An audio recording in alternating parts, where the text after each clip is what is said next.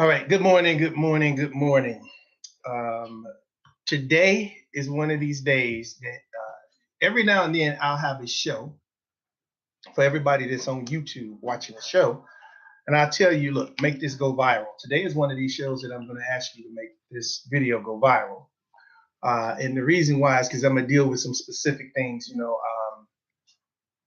I'm not going to talk about business and stocks. And for everybody who got in on the stock, we didn't get 4 stocks, we got 5. I brought 5 of them instead of 4. We ended up with a little bit over $1,500. I bought 5 different stocks. I brought the GRNH, the GLPH. I brought the TUES.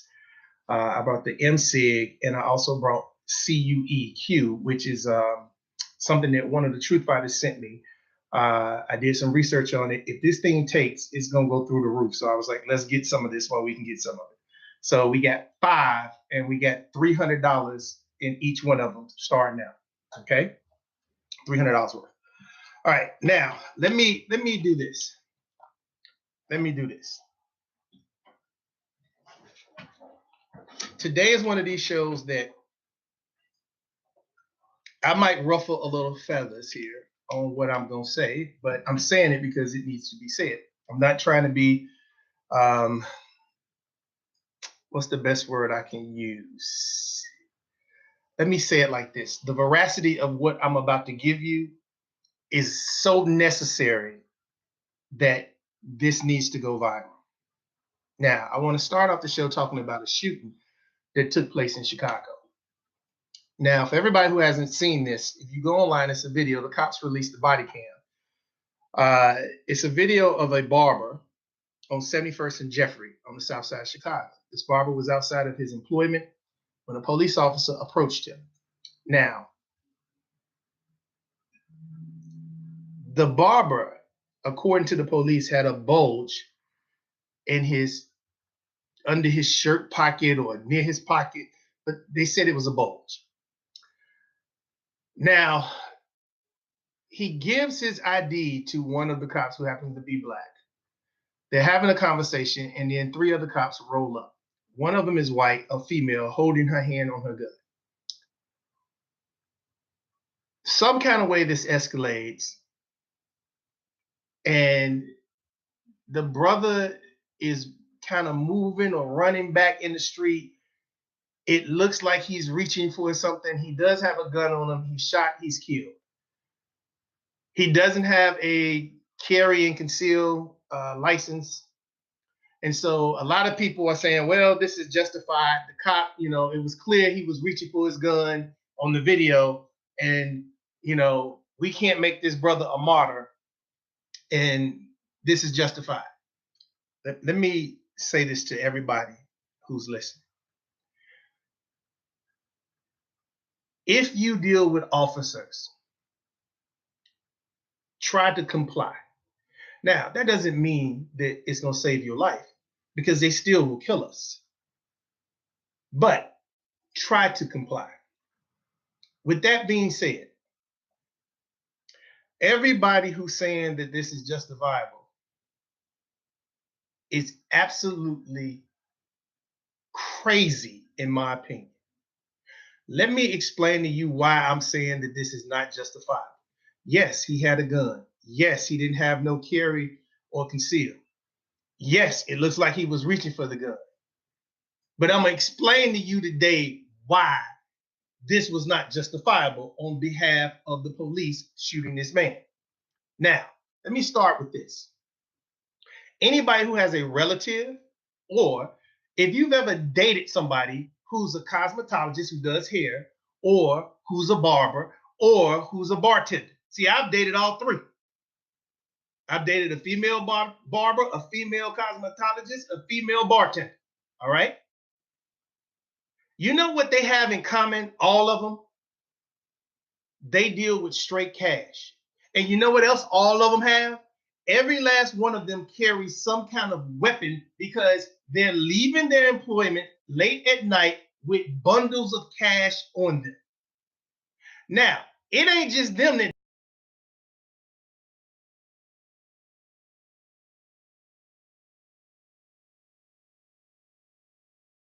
lawyers, when they leave their office, they strapped. Okay? And I'm not telling you what I think. I'm telling you what I know. They strapped. So it is not unusual or unnormal for a barber or a beautician or a bartender or a lawyer to have a gun on them because they're dealing with cash. Now, with that being said, this man didn't have any criminal record at all. Now, that doesn't even matter in this case because it still wasn't justifiable. Let me explain to you why it wasn't justifiable. It is something in law called the fruit of the poisonous tree. What the fruit of the poisonous tree is simply this. If the cops do something illegal, all evidence found after the illegal activity is poisonous, thus cannot be admitted in a court of law. That's why it's called the fruit of the poisonous tree. All right? What was the purpose of the cop stopping this person? He's in front of his job. The cop said, I saw a bulge. A bulge could have been a wallet. It could have been a book. It could have been anything. They racially profiled this boy. And before you start, well, it was black cops. Black cops racially profile black people every day. Don't be so stupid to think just because somebody's black and they're a cop, they won't racially profile you. That is one of the stupidest arguments in the world. And if you're from the hood, NWA been telling you this since 1980. Black police showing out for the white cop. Stop being stupid. Well, it was black cops, so it can't be racial profile. Yes, it can. Black folks will do you dirtier than some of these white folks out here, especially those wearing a badge.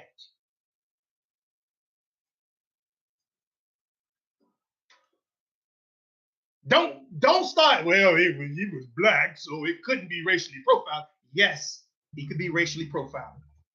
All right. So what was the purpose of this cop messing with this man? It wasn't one. He didn't see a gun out. The man didn't have a gun, brandishing a gun outside of his person. It was no, the cop didn't know he had a gun. What was he wasn't loitering because he was outside his employment. He was at work. So you telling me that this is justifiable because you saw him with a gun? And look, to all my white listeners, let me say this too. One of the biggest problems I'm having with all of this is how I'm seeing black folks telling us we need to get ourselves together. What? We need to get ourselves together? How about the police need to stop racially profiling us? If he wasn't racially profiled, this man would be alive today. Because if the cop hadn't racially profiled him, he'd have went back in the barbershop and kept cutting hair. He would have kept cutting hair. He wouldn't have been involved in anything. He comes there every day and works, has that gun on him every day because he's a barber dealing with cash. And y'all want to tell me this is justifiable. And y'all want to tell me we need to get ourselves together.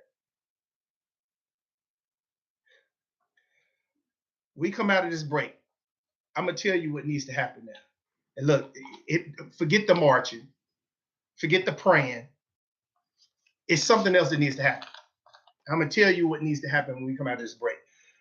This hour of the show is brought to you by Roof Defenders. RoofDefenders.com is a premier company specializing in residential commercial roofing services. Chicago, if you got a home, you got a commercial building, you got a garage, look, let them do a free roofing repair estimate for you. Let them check your roof to see if it needs fixing. It's absolutely free. Call 844-314-3336 or go to roofdefenders.com. Look, just get the free estimate. It don't cost y'all nothing. Go over there and do that. Do that for me if you're in Chicago. We come back. I'm going to tell you what needs to happen in this country immediately for all Americans, for America to get fixed once and for all. All y'all that want to march, let me say this, Chicago. Father Flagler shut down Dan Ryan. 41 people shot this past weekend, 7 killed. You're listening to the WB.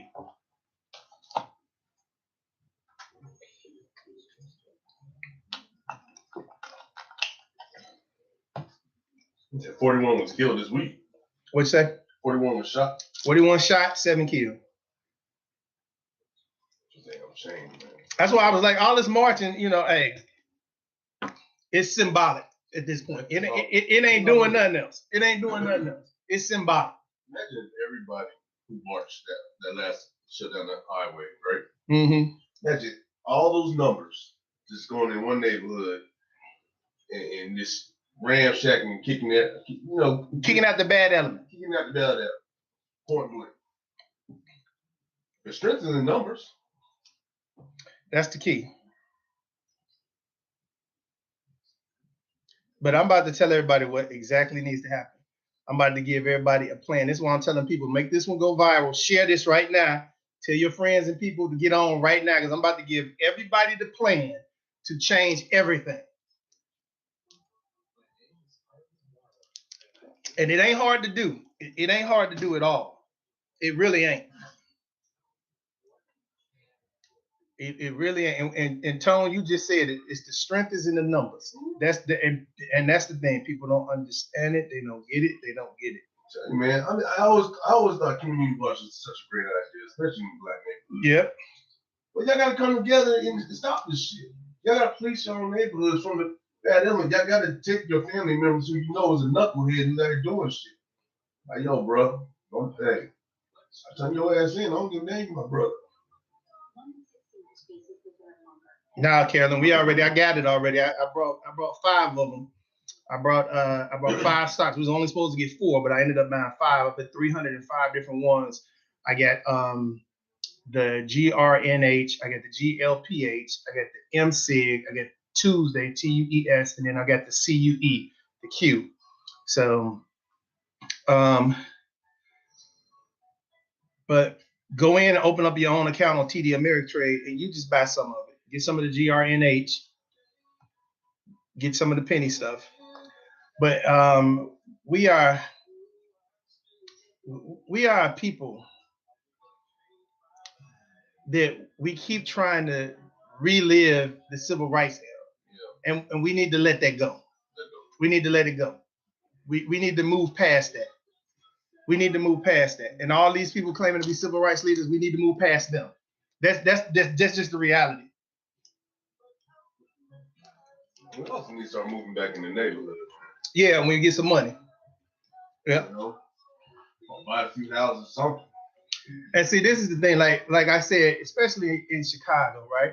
When I was practicing law in Chicago, I had a 9mm with me at all times. At all times. Oh, yeah. I'm walking out my office 9, 10 o'clock at night. I'm gonna have $2,000-$3,000 on me. You gotta stay strapped. Barbers like that, lawyers like that, beauticians. You gotta stay strapped. I mean, look, the first girl I was serious with was a beautician, right? And I was like 19 or 20. This girl had 3 guns on her at all times. She's the first woman I seen with a gun. Yeah, one of my pretty buddies, I used to date. She was a beautician, and she stayed strapped. You're right, because they carry cash. Right.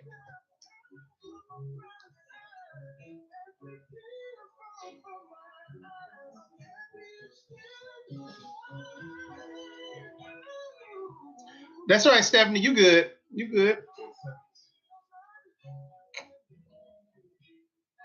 Yeah, mechanics too, because y'all deal with cash. All right, welcome back to the show. This hour's show is being brought to you by the Human Rights Commission Foundation. Look, if you have that old junk car, no matter where you are in the world, you got an old home you want to get rid of, call 844-855-6903. Look, they will take it off your hands. They will give you a tax write-off. And, the great thing about it is you're helping to give water to people in Africa who have no water in their villages. Some people are walking 20 miles each way just to get fresh water for their kids. So if you get that old junk car, go ahead and call them or go to their website, ihrc-us.org. That's ihrc-us.org. Okay. See, if you're new to my show, for me, it's not about the problem. It's about the solution.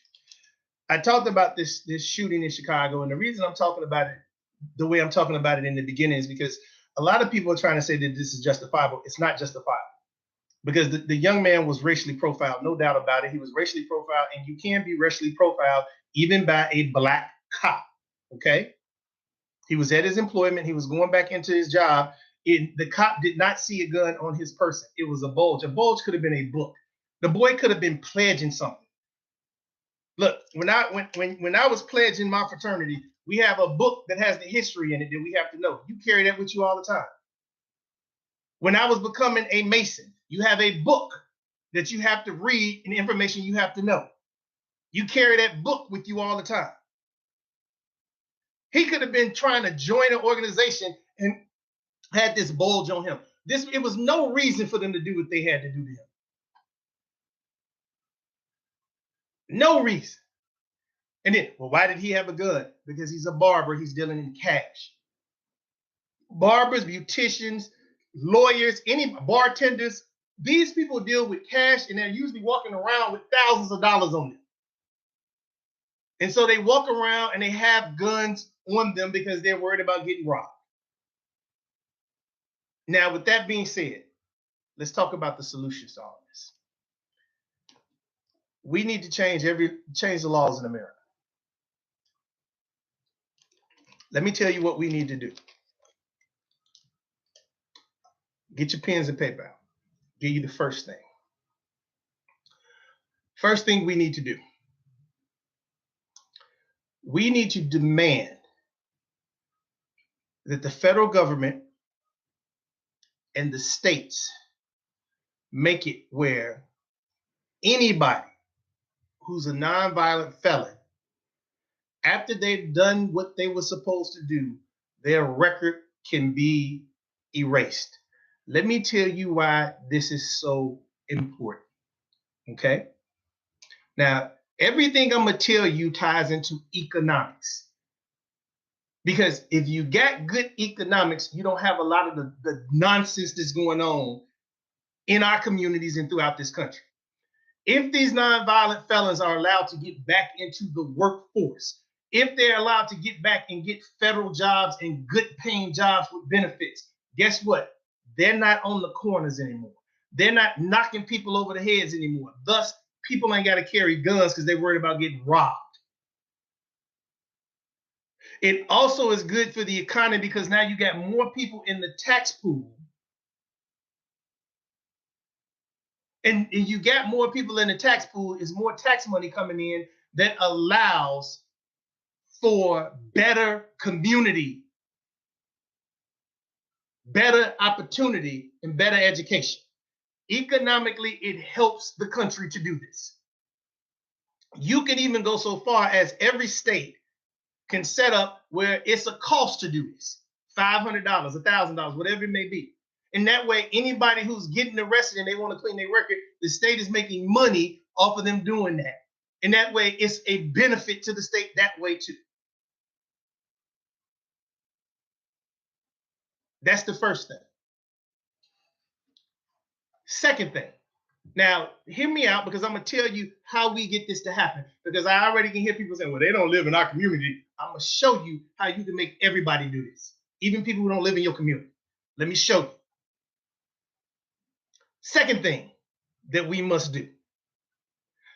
We must demand that the first bullet in every officer around the country's gun is a rubber bullet. In fact, maybe the first 3 shots. Why am I saying that? Because if you put the rubber bullets in there, it will knock down, it will hurt, it will push back anybody that they shooting at without killing them. And if it's not a gunfight, it's no reason for somebody to be able to unload their clip on somebody if they just reaching for something. If they just reaching for something, why do you got to put 11 shots in them? Put 3 bullets in them and let them be rubber bullets. That person lives. That person lives. The cop is still protected because he still got live ammunition in there after the first 3 shots. The third thing that we must demand, we must demand that the federal government, the same way they put tariffs on China and all the rest of the world, they must put tariffs on any company that is making over $1 million or more in this country. And the tariff is going to be a total of 12%. Wait a minute, Warren, why do you want to put 12% on these corporations? Let me explain what I want to do with this 12%. I want the 12% to be divided into 4 categories, 3% each. They take this money every year, and every year, teachers and educators get a 3% raise. That money goes to every state, and they give this 3% to teachers and educators to be split throughout that state every single year. Same thing with 3% for cops. Same thing for 3% for EMT workers. Same thing for 3% for firefighters. Why am I saying do this? Because if you make it where people are making good money in education, now the cream of the cream is back educating our kids, which creates a different dichotomy of educated people coming up in generations to come. Why do it for the cops? Why do it for the EMT? Why do it for the firefighters? Because they're first responders. And we want them to not only value life, we want to value their job. So when they're first responders, they're coming to do their job, and they're not leaving a body on the ground like Mike Brown for 4.5 hours after he's been gunned down in cold blood by a cop. So if you put extra value on their job financially, it gives them motivation not to lose this job. We also must demand that when a cop is let go from a police department for wrongly shooting or racially profiling, they can never work in policing again. They shouldn't be allowed to go from city to city or state to state and take their racism with them. Now, I'm up against a break. I'm going to tell you how we get them to do this. All right? This hour of the show being brought to you by Roof Defenders. Go to roofdefenders.com. Chicago, you got a home, you got a commercial building, you got a garage, let them check it for free. Doesn't cost you a penny. Go to roofdefenders.com or call 844-314-3336. We come back. I'm going to tell you how we get them to do this. How we get them to do this is simple. It's real simple. It's so simple, y'all going to be like, that's crazy. I am. I'm crazy like a fox. Listen to the WB.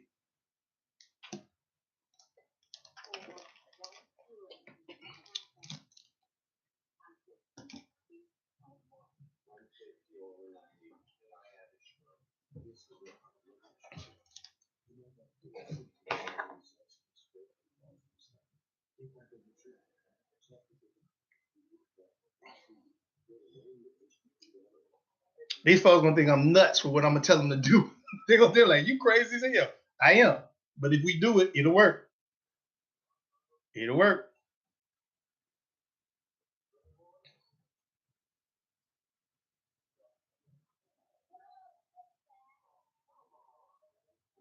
I was wondering why Queen Elizabeth was the only one meeting Trump. So Prince Charles and William said, "Nah, I'm good." Yeah, they didn't want to meet him. Well, I knew Harry wasn't gonna meet him because Meghan don't like Trump, so I knew he wasn't gonna meet him because his girl didn't want to meet him. So I knew he was like, "Nah, I'm cool on that." Yeah, I'm like, why is the Queen? I said, where Charles at? Damn.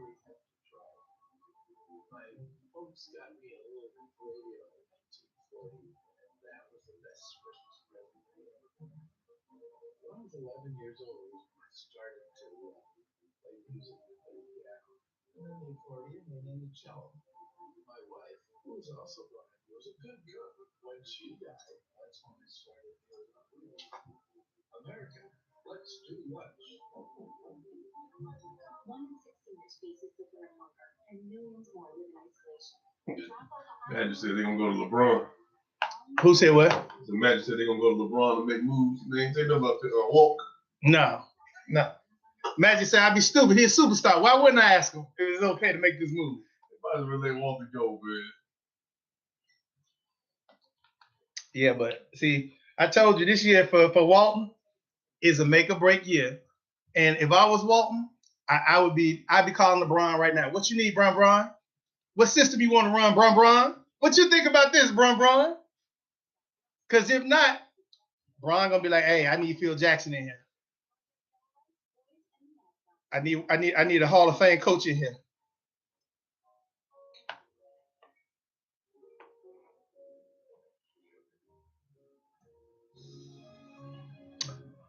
Oh, I'm gonna tell y'all how to shut this all down and make them do it. They'll do it in a drop of a hat if everybody agree to do what I'm gonna tell y'all to do. This is what I'm telling y'all to make this go viral because it's a way to make them do it. And it's gonna take for everybody to stand up, man up, woman up, and do their part. We'll see if we really about this life. If y'all really tired of all this and y'all won't change, let's see it. Let's see it right now.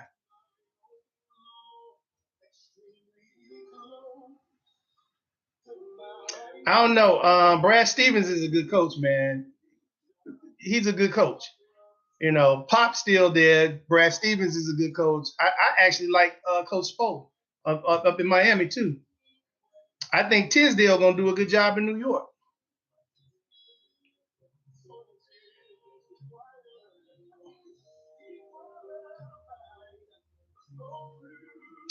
Look, if LeBron won't Phil Jackson there, you think Jenny Buss gonna let Phil come coach if LeBron wants him there? Especially if LeBron wants him there and is getting other superstars to come there to play for him. They will let him coach. The only thing they probably tell him, you can't run the triangle. That's old and outdated. You got to change. I mean, that's what Buddy Ryan messed up. He's just running the same. The 46, by the time he got to Philadelphia, everybody knew how to beat the 46. Dan Marino showed him how to beat him. In 85, throw it quick. Short and quick. Yeah, triangle's done.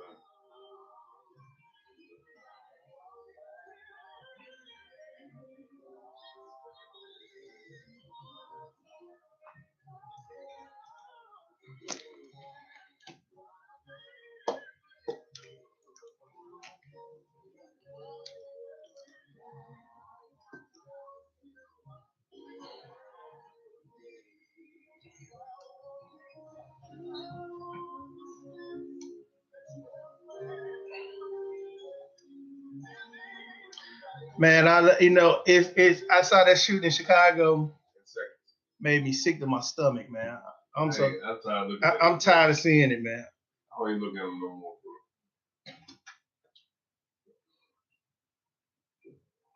All right.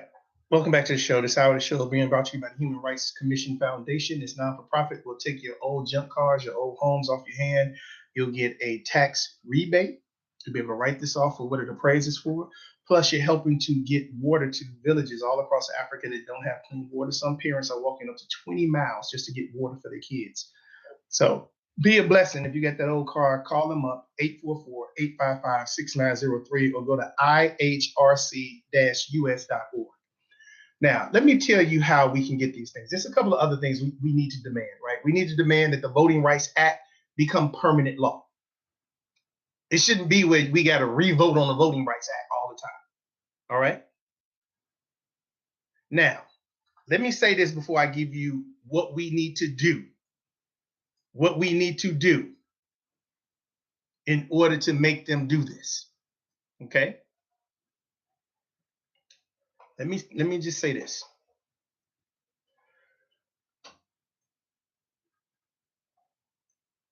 People in this country are more concerned about illegal immigrants and dogs than they are poor Americans and blacks in this country. If you don't believe me, let me just give you a quick example. In Maryland, a cop shot a dog. It was the biggest settlement in history for a cop killing a dog. You can put on video cops shooting unarmed people in the back, and they don't go to jail. See, y'all forget about Don't Breathe, right? I Can't Breathe. Or Philando.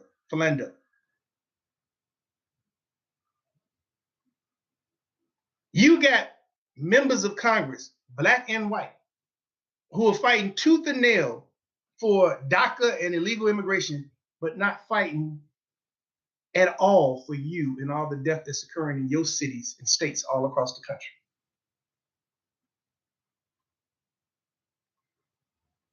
So, I'm going to tell you something that's going to sound crazy, especially to black folks. This is going to sound real crazy.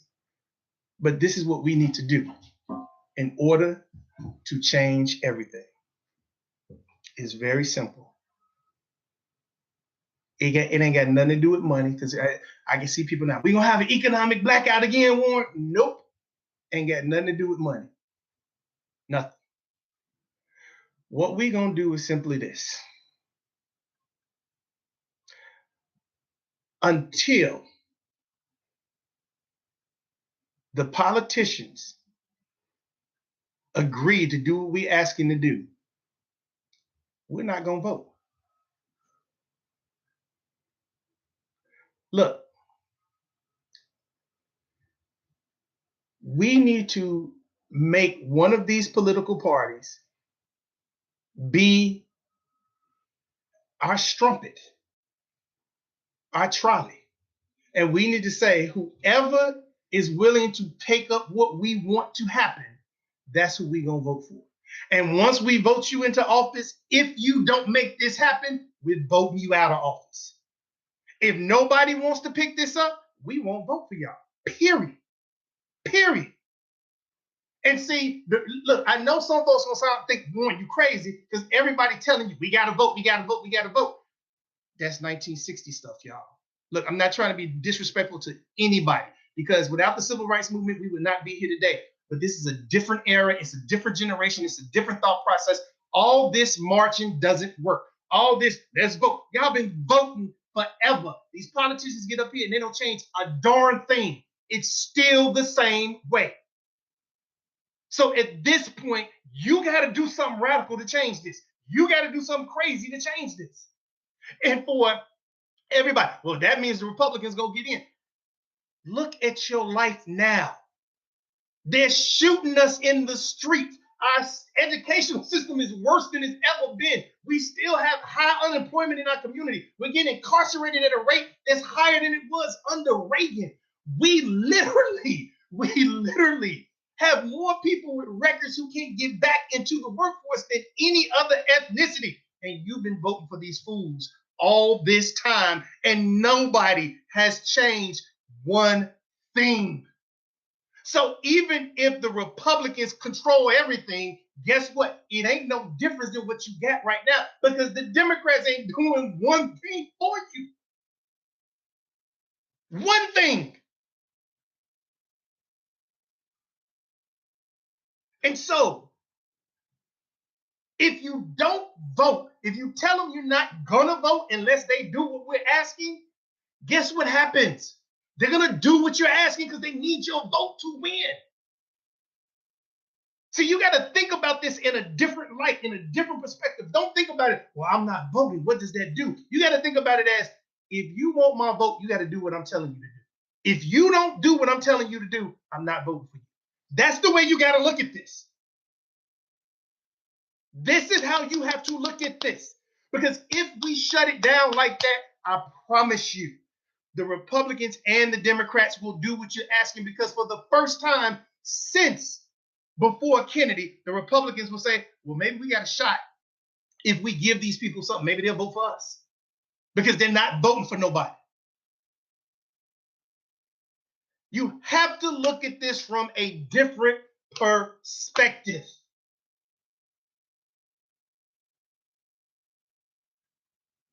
Now, for everybody, let me tell you why historically this will work. For everybody who's afraid. For everybody who's afraid. Let me give you the historical perspective on this. When the Montgomery bus boycott first started, It was not the whole city of Montgomery that was participating. Y'all realize that, right? It was not the whole city that was participating. It was a couple of hundred people. Everybody else was afraid. How I'm gonna get to work on time? I'm gonna lose my job. What's gonna happen if I'm late for work? But what ended up happening is that these people started seeing that they were helping each other get to work. They organized and got ride shares to get to work. And so those who were a little afraid, now they start saying, well, it'll be okay.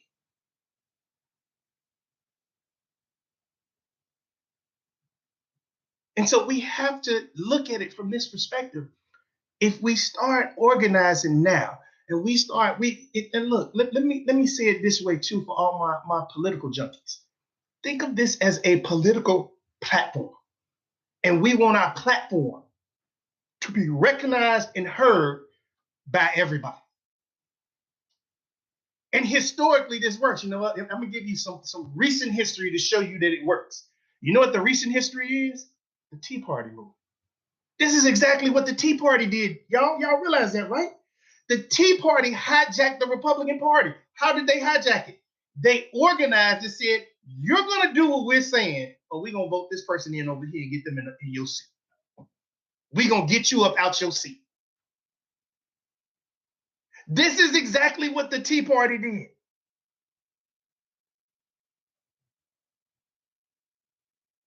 We can do the same thing, y'all. We can do the same thing. And look, let me tell you something. It's a method in my madness. This has to be an inclusive thing. How do you make everybody get excited about this? Oh, you're giving 3% every year, a 3% raise to teachers, EMT, firefighters, and policemen? What does that say to America? We want everybody to be successful. We want everybody to have economic opportunity, especially our first responders and our educators. Now, the question is going to be, who really about this? Who's going to spread this video? Who's going to defend this position? Because you're going to have, they say, oh, we don't vote, we don't get anything.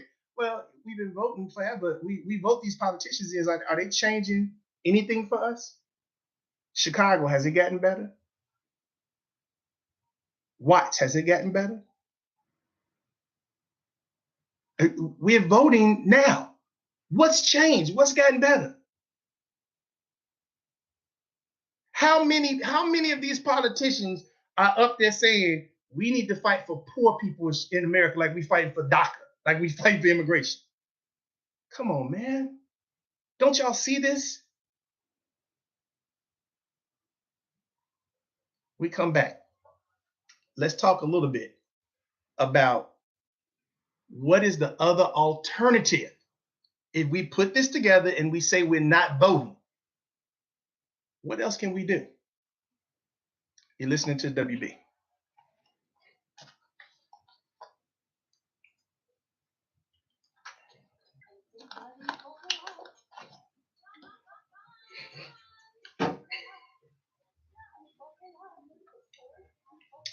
That's it right there, Tony. If the majority say we starting this movement a no vote, the movement is no vote unless you meet these conditions of our platform.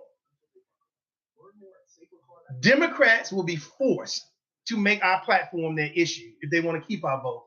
Republicans, if they think they can get our vote, will put something in our platform into their stuff.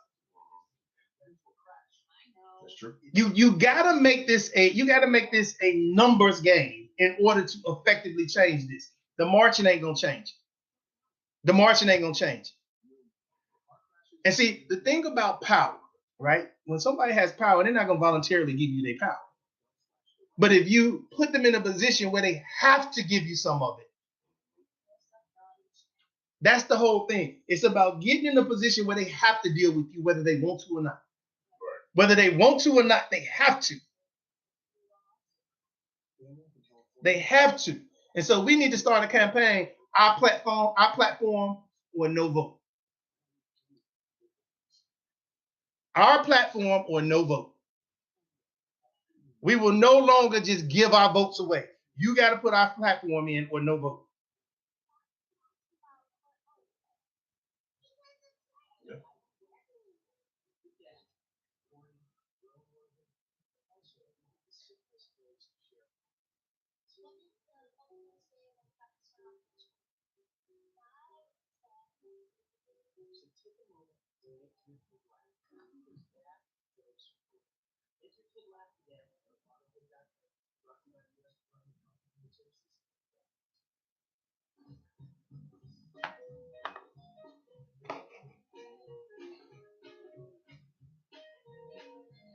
I'm not hating the immigrants. What I'm trying to show you is that everybody else has become more important than you. And that's because guess what happens in the Latino community? They make them earn a vote. They make them earn a vote.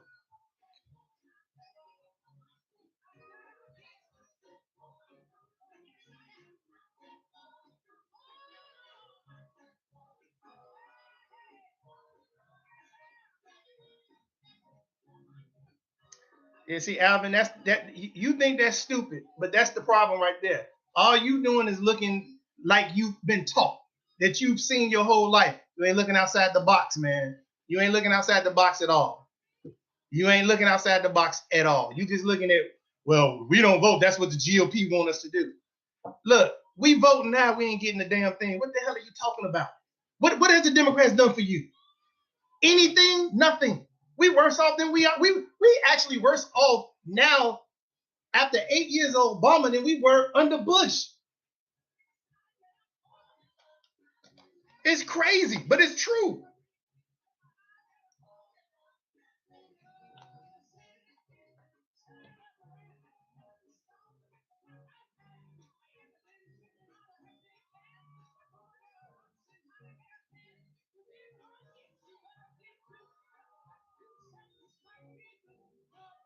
And see, this is what the older heads, and especially the civil rights, you gotta vote. No. If we're just giving away our vote to the Democrats, we ain't got no position. This is why everybody else is more important than us.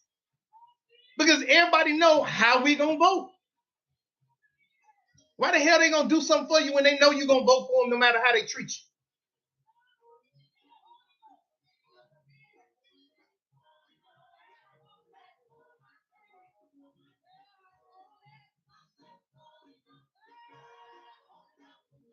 See, that's the whole point right there. He says voting is participation, man. King did not die for us to participate. If King was alive now, do you think he'd be happy with Black America? The hell with the voting. Look at how we are as a people. See, this is the thing. Y'all done romanticize King. Go really learn the history of King when you want to make an argument about King. Because King, before he died, talked about how Black America was worse off now because of this integration.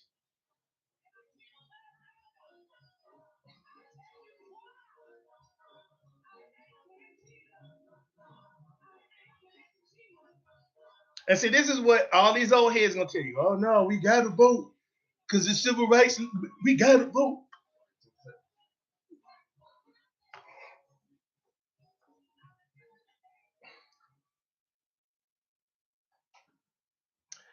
All right, welcome back to the show. Now, let me do this because somebody is already saying we gotta vote because of civil rights leadership. We gotta vote. Look, y'all realize y'all done romanticize King to the point where y'all really don't know what King stood for.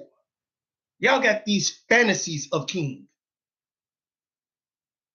Before King died, he talked about how he felt like he had took his people into a burning building. The reason he started the Poor People's Campaign is because he realized that, you know what?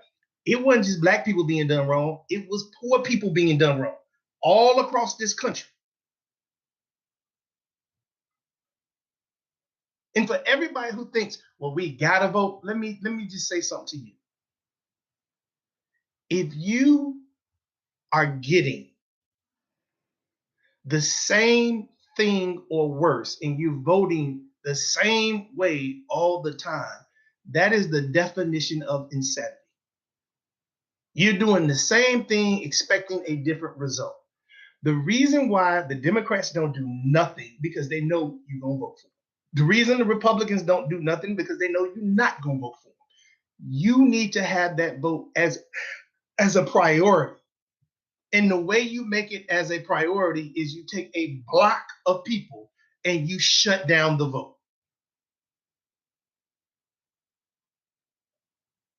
You shut down the vote. Because if you don't shut down the vote, guess what? Ain't nothing gonna change, man.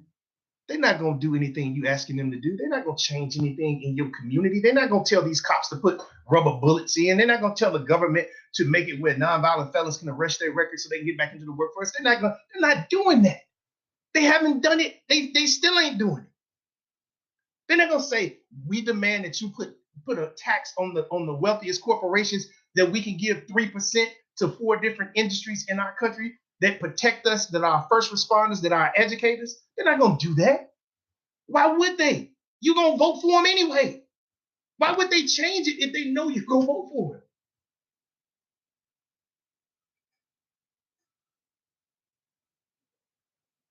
What is that gonna do? And anybody who's saying, well, come on, we gotta be involved. We've been involved for longer than I've been on this earth. If you really want to look at what's going on, Black people especially, everything that they were fighting for civil rights is still wrong today in the Black community. Cops killing and beating us, bad education, high unemployment, high incarceration, high mortality due to not having the proper health insurance. Do you not see that? Do you not understand that? We've been involved. We voted. We turned out in mass numbers. We've done what we were supposed to do. They haven't. They haven't.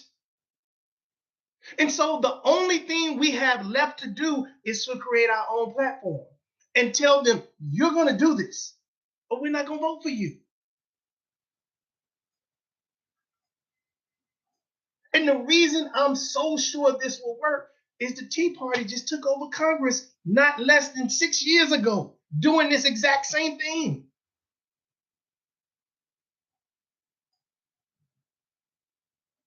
This is what I'm trying to get y'all to understand. This isn't something that I'm making up. I watched it happen. I watched the Tea Party do exactly what I'm telling y'all to do. The Tea Party went to the Republican Party and said, if you don't do this, we're not voting for you. And the Republicans didn't do it. Guess what? They didn't vote for them. And so the next election, what the Tea Party did was say, since y'all won't do what we're telling you to do, we're going to run our own candidates. We're going to run our own candidates. And we're going to vote for people who can go up there and do what we're telling them to do. Why wouldn't we do that? When we see nobody's listening to us. Nobody. And they gonna keep telling, well, you gotta vote. You gotta vote. You gotta vote. Well, if y'all ain't doing nothing to help us, why are we voting for you? What are we doing? Look, you know what? Let me tell you the way I look at this. We've been loyal. We've been faithful.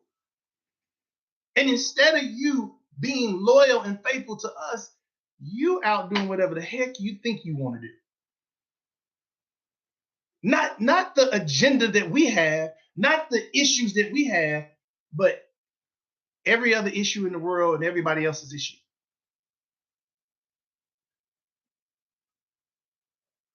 Until our vote is leveraged into meaning something again, nothing's going to change. They're going to keep killing us in the street. We're going to still have bad schools. We're going to have poor education. We're going to have bodies laying in the street for 4 hours, 4.5 hours like Mike Brown did. We're going to have high unemployment. We're going to have high incarceration. I mean, really just stop and think about this. Be analytical for a second, right? Be logical in your thought process. You've been voting this Democratic way forever. Where are the drugs at in our community? Do we have planes to fly over into Argentina and Nicaragua and all these other places and bring this stuff over here? Do we? No, we don't. How do you think it's getting in there? What Democrat, the way they're going crazy over this opioid situation, where's the craziness in the Democratic Party about the crack epidemic in the poor black community? See, y'all got to understand something. Y'all got to understand something, man. I'm not looking at this from an emotional point of view. I'm not looking at it from even a civil rights point of view. I'm looking at it from a business point of view. And this is bad business that's going on in our community. And it's bad business because we put them into office, but they're not doing what we're telling them to do. They're not taking care of us, man. And for you to tell me we gotta vote, we gotta be involved, we've been voting and being involved forever, and nobody's done nothing about it. Everybody